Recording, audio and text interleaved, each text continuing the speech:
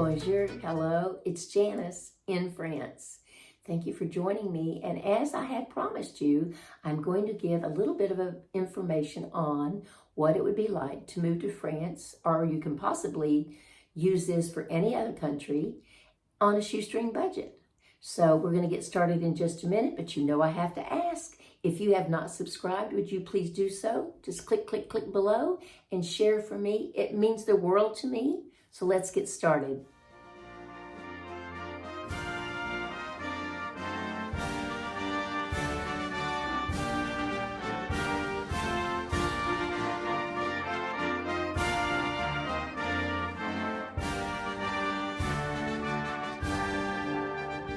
This is Damien, and he's the head of all of this, and he's going to tell you what we're doing here today. Yeah, thanks, Janice. So yeah, everything started last Monday because I'm the owner of company, okay, JPB System. I'm based here in Villaroche, south of Paris, and I've got also a sister company in Poland, near to the border of Ukraine. And my director in Rzeszów, this is the name of this town in Poland, called me on Monday to tell me the situation. All those refugees coming in. And she told me, Damien, we cannot help everybody, so please, let's help the orphans, okay, the kids without the parents. And this is how everything started. She told me, can you collect in your company some stuff for the kids? And I said, no, you know, I will do better than that. I will push a message on LinkedIn. And this message has been relayed more than 300,000 times. And now this is where we are today. You know, this is like, it's not only for the orphan, we are collecting food, medical stuff, hygiene, clothes, a blanket, and here is the 15th truck that is leaving here to go to the border. The 16th will come this afternoon, and we are delivering 2 trucks a day right now. We can do more. As you can see, there is a lot of stock. Yes. And all those stuff are coming from all over in France. We are receiving some stuff from Brittany, from Normandy, from south of France. All those packages are coming in. So it's a kind of official road now from point E, which is here, to point B, which is the refugees camp. And my company there is dispatching all those stuff to the different NGO and directly to the refugees camps. Thank you so much. How many trucks have left yet? 15. 15, okay. This is the 15th. Okay. Okay, and the 16th. And how long does it take them to get there? 3 days. Okay. All right. And no problems? They have not had any encounters with anyone stopping them or anything like that? No. You know, Poland is in the European Union, so it's going straight there. We are not crossing the Ukraine. We are just helping the refugees, so this is a small help, but they have lost almost everything. So. Anything we can do is a big help. Yeah. All right. Thank you so much for your Thanks, time. Janice. And is he getting ready to leave now? Yes, he's going to leave. Okay. Thank you so much. I appreciate it. Oh, look at all this. How many pallets get to go on a truck? Roughly 30. 30? 30. Okay, all right, great. So there's lots more that can be done, right? Oh my goodness, what you've done here is fabulous. They are also raising funds. So far they've raised 60,000 euros because they need more trucks, and of course they need petroleum for the trucks. So I'm hoping this gentleman is going to leave so that I can get a good shot of what they do. This is the 15th truck, and 2 trucks a day supposedly goes out. So I know you can't do anything for France, but maybe you could do something where you live. And if you do live in France, there's something you can do. Thank you so much for watching. This is a great cause.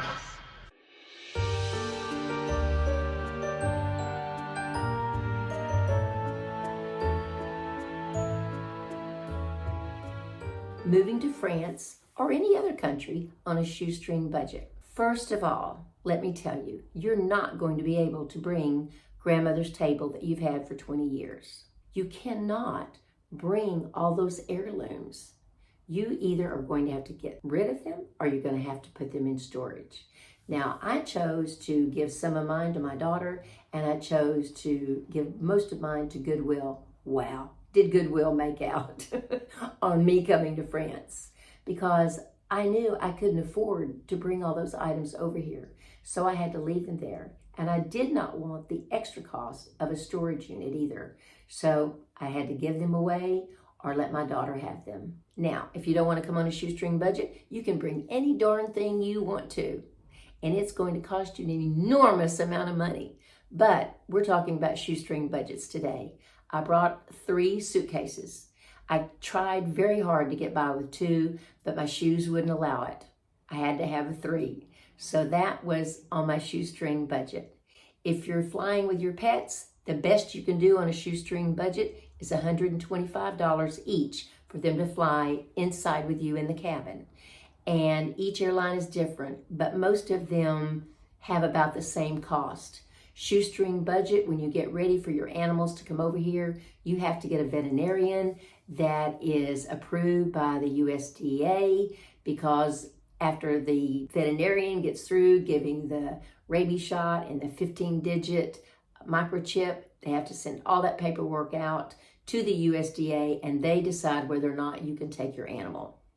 So that's on a shoestring budget or any kind of budget. That just happens to be if you want to bring an animal. There's no other cheaper way to bring an animal. Now, the next thing is, where are you going to live?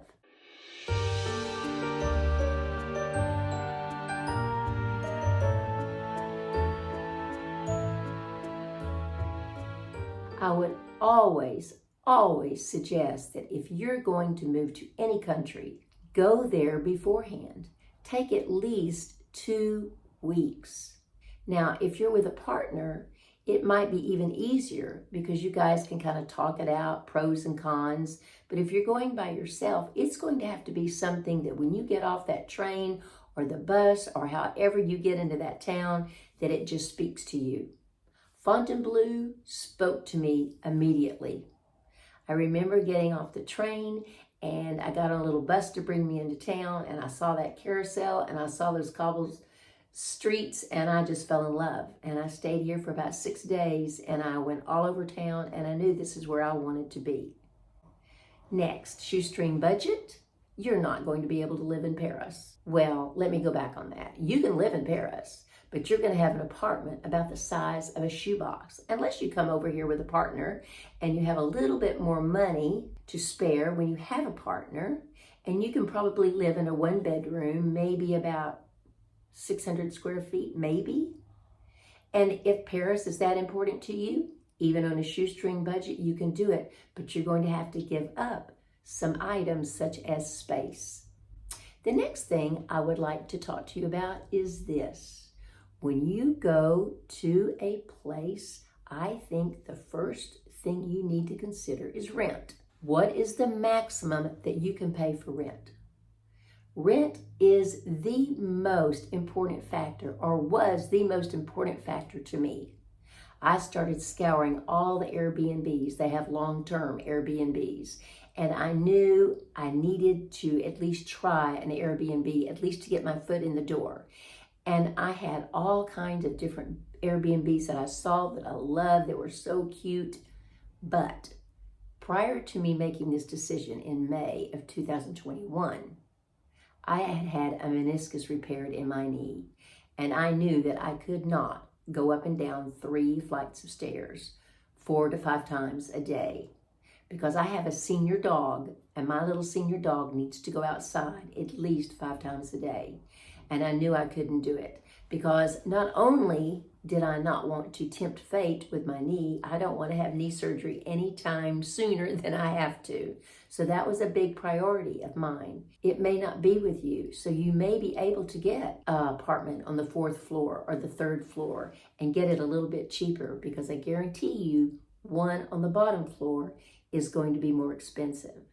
I just happen to have the benefit of seeing this apartment in 2018. So when I contacted my landlady and she said it was going to be available, I said, absolutely, I want it, because I knew it had an elevator, and I knew that would be better for Buster, and I knew it would be better for my knee. So I had to do a little bit of wiggle room on my rent, but it was worth it, because it's either that or a doctor's appointment or more medicine or something like that.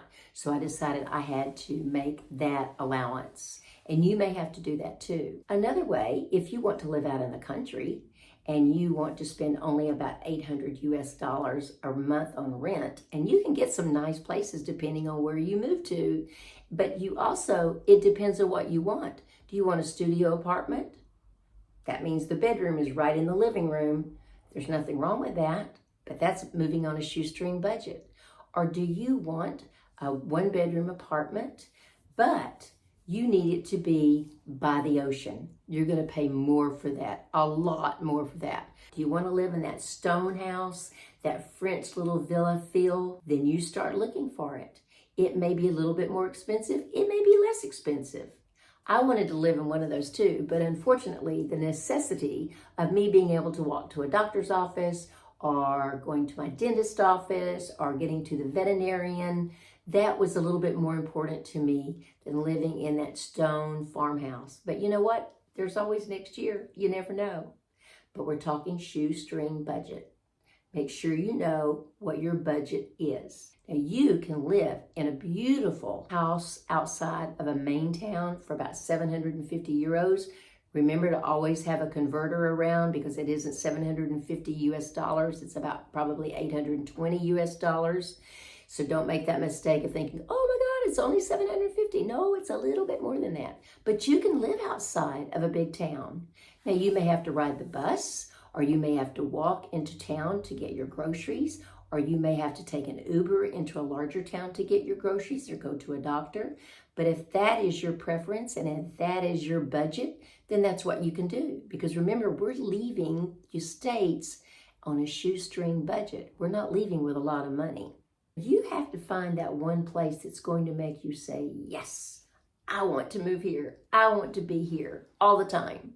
Now, I don't mean forever and ever, but you know what I mean. It speaks to your heart. And if you live in a town that you've been in all your life, you know that speaks to your heart. So you know what it's like. But make sure when you go and you talk to people about renting an apartment, there are so many scams out there.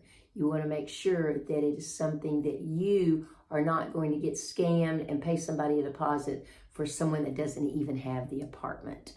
Now, I've only heard about that happening in Paris. I'm sure it happens in other places, but that's the only place I've ever heard of that happening. So be very careful. And I think that's a good way to go back and look on Airbnb to see what it's like to rent an apartment. And that way you can get a better idea of what it's going to cost you. What is the area that really talks to you, really speaks your name? Is it by the coast? Do you want to live where you can get on a train in 30 minutes, you're right there by the coast? Do you want to make sure that you have that wind blowing and the sun? Or maybe you want to live in Burgundy where it has fabulous transportation and a lot of expats in that community. Or maybe you want to live in the Alsace region. That's the eastern part of France. It used to have Germany own part of it, then it went back to France, and it's gone back different times, but there's a huge expat community there also. Or you can live in Normandy. Now, Normandy's right by the ocean, but they have lots of rain, and so that may not be what you want. I like rain, so that wasn't an issue for me, but that wasn't the part of France I wanted to be in because I wanted to be closer to Paris. So those are items that you're going to have to consider. Okay, let's see, what's next? The food.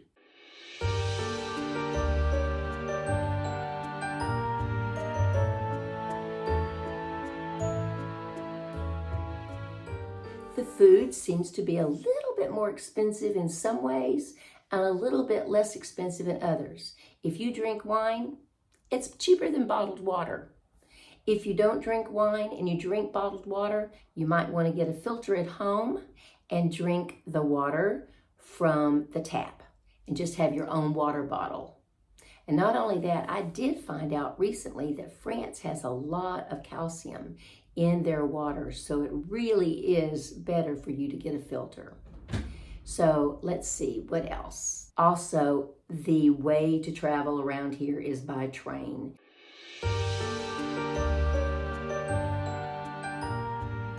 I've already talked about how you can get the Navigo Pass when you come to visit France. You do the same thing when you're living here. You get the Navigo Pass. I filled mine up with 75 euros, and I still have some left on it, and I use it for the train, I use it for the bus, and I'm telling you, the bus is so nice.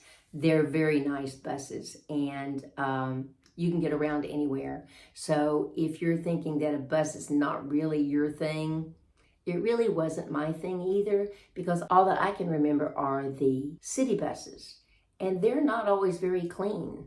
So, but I guarantee you, I've never been on a bus here in France that wasn't clean.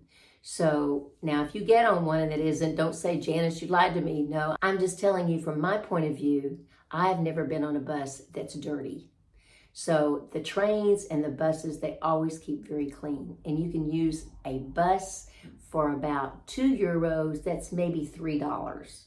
So that's not bad. So that's coming to France or any other country in Europe on a shoestring budget.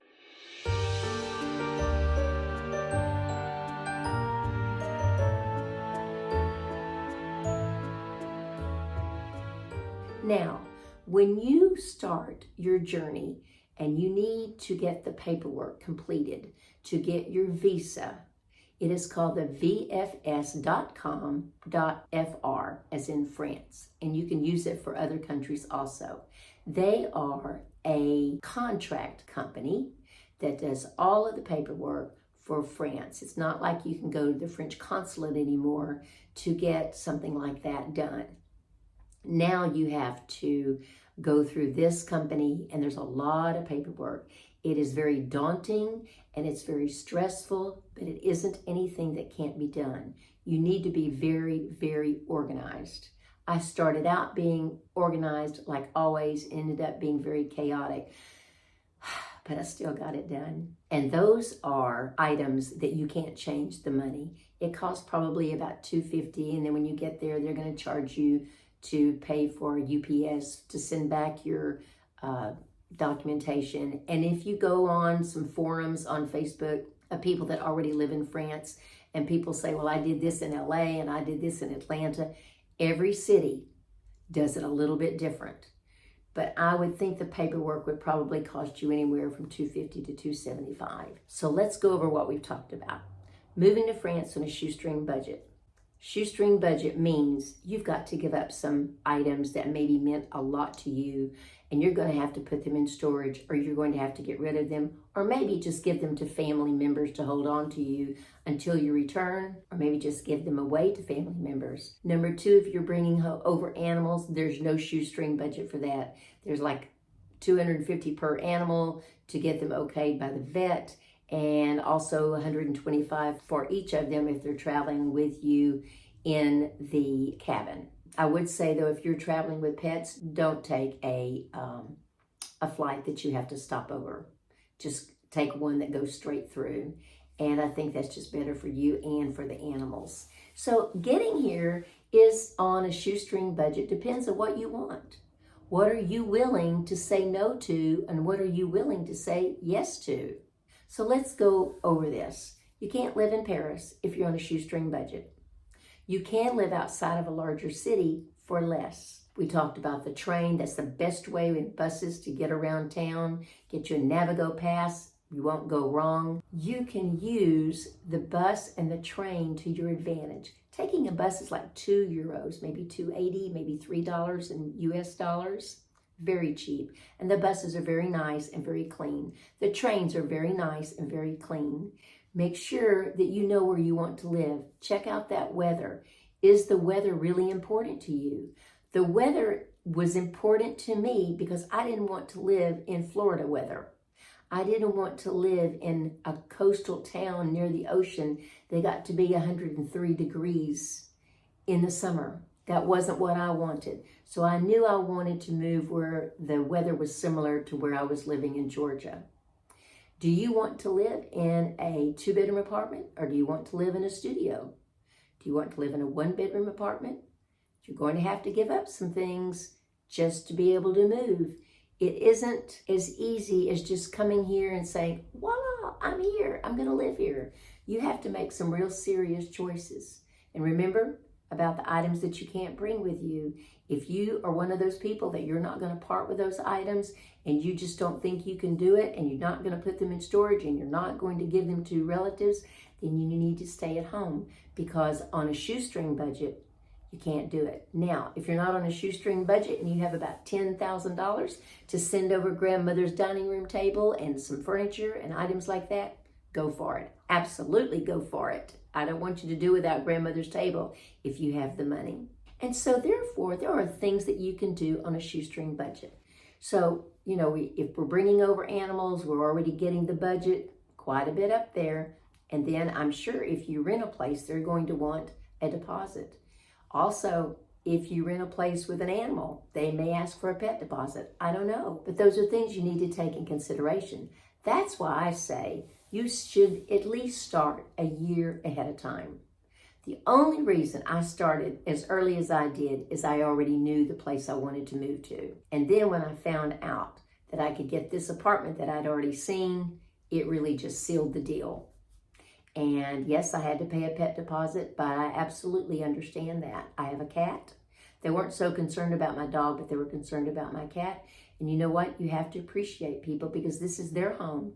They rent it out to other people. So you have to take that in consideration. Don't get upset with them, because we have to do the same thing in the States when we move into an apartment or someone else's home.